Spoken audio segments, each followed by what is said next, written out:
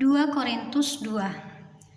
Aku telah mengambil keputusan di dalam hatiku bahwa aku tidak akan datang lagi kepadamu dalam duka cita. Sebab jika aku mendukakan hatimu, siapa lagi yang dapat membuat aku menjadi gembira selain Dia yang berduka cita karena aku?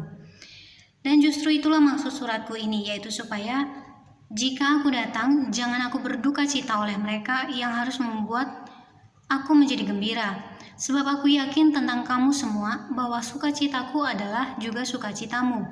Aku menulis kepada kamu dengan hati yang sangat cemas dan sesak dan dengan mencucurkan banyak air mata, bukan supaya kamu bersedih hati, tetapi supaya kamu tahu betapa besarnya kasihku kepada kamu semua.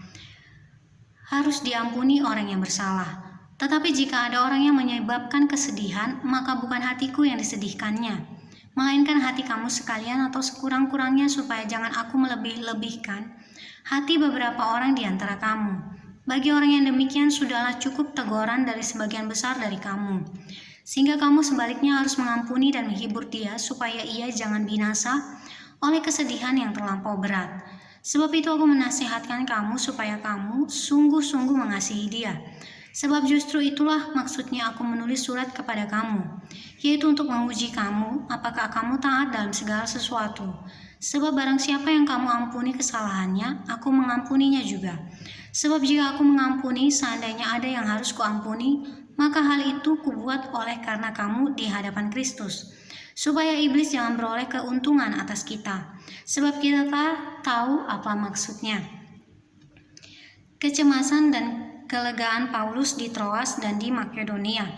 Ketika aku tiba di Troas untuk memberitakan Injil Kristus, aku dapati bahwa Tuhan telah membuka jalan untuk pekerjaan di sana.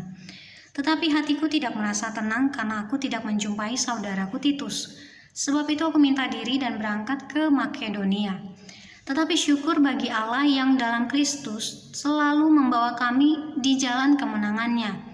Dengan perantaraan kami, Ia menyebarkan keharuman pengenalan akan Dia di mana-mana. Sebab bagi Allah, kami adalah bau yang harum dari Kristus di tengah-tengah mereka yang diselamatkan dan di antara mereka yang binasa.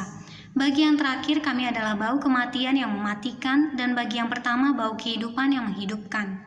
Tetapi siapakah yang sanggup menunaikan tugas yang demikian? Sebab kami tidak sama dengan banyak orang lain yang mencari keuntungan dari firman Allah.